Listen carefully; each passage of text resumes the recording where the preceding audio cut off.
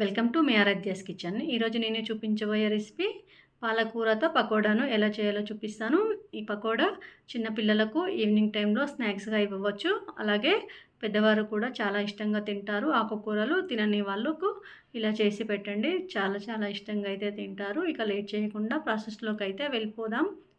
ఈ పాలకూరతో పకోడాను ప్రిపేర్ చేయడానికి నేను మీడియం సైజు 2 ఆనియన్స్ అయితే తీసుకొని సన్నగా పొడుగ్గా చీలికలుగా కట్ చేసుకున్నాను. అలాగే 5 నుంచి 6 పచ్చిమిరపకాయలు చిన్న చిన్న ముక్కలుగా కట్ చేసుకొని సాల్ట్ని కూడా యాడ్ చేసుకొని ఇలా చూడండి వీడియోలో చూపించిన విధంగా బాగా ఉల్లిగడ్డల నుంచి వాటర్ వచ్చేంత వరకు ఒక్కసారి కలుపుకోవాలి. ఇప్పుడు 2 టేబుల్ స్పూన్ల బియ్యం పిండిని అయితే వేసుకున్నాను.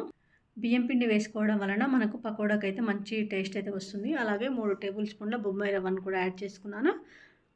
కరివేపాకు 2 రెమ్మలు చిన్న చిన్న ముక్కలుగా కట్ చేసుకొని చూడండి ఒక్కసారి ఇలా ఈ పౌడర్ అనేది కలిసే విధంగా బాగా కలుపుకొని ఒక 10 నుంచి 15 నిమిషాల పాటు కాసేపు వీటిని నాననిద్దాం.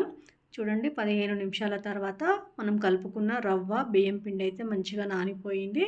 ఇప్పుడు ఈ ఆనియన్స్లోకి పాలకూర పకోడా మంచిగా రుచిగా రావడానికి 1/2 టేబుల్ స్పూన్ జీలకర్రను కూడా యాడ్ చేసుకున్నాను. జీలకర్ర వేసుకున్న తర్వాత మనం 1/2 టేబుల్ స్పూన్ అల్లం కూడా వేసుకున్నాను.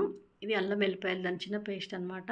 లేదంటే మీ దగ్గర అల్లం ముక్కలు ఉంటే చిన్న చిన్న ముక్కలుగా కట్ చేసి కూడా వేసుకోవచ్చు. నేనైతే అల్లం పేస్ట్ని అయితే యాడ్ చేసుకొని ఈ అల్లం పేస్ట్ జీలకర్ర అంతా ఈ ఆనియన్స్కి పట్టే విధంగా బాగా ఒక్కసారి కలుపుకున్నాను. ఇవంతా బాగా కలుపుకున్నాక ఒక చిన్న కప్ తీసుకొని 1/2 కప్పు వరకు నేనైతే శనగపిండిని అయితే ఈ ఆనియన్ పేస్ట్లోకి యాడ్ చేసుకున్నాను.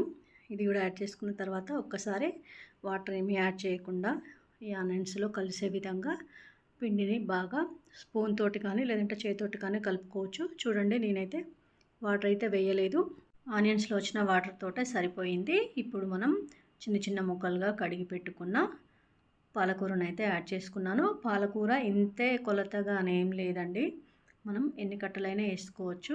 ఇలా మొత్తం పాలకూరను యాడ్ చేసుకొని ఒక్కసారి పాలకూర ఈ పిండిలోకి కలిసేటట్టు మనం కలుపుకోవాలి.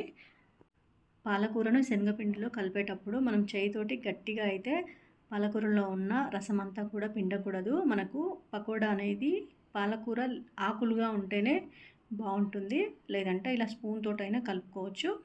నాకైతే కొంచెం కారం తగ్గినట్టు అనిపించింది. 1/2 టేబుల్ స్పూన్ కారం యాడ్ చేసుకున్నాను. అలాగే ఈ టైంలోనే సాల్ట్ కూడా ఒకసారి చెక్ చేసుకుంటే సరిపోతుంది. స్టవ్ పై మంచిగా కాగిన నూనెలో ఇప్పుడు చిన్న చిన్న పకోడాలు అయితే వేస్తున్నాను. చూడండి ఇలా అన్నీ కూడా పకోడాలు వేసిన తర్వాత ఒక 2 to 3 మినిట్స్ పాటు అలాగే వదిలేయండి.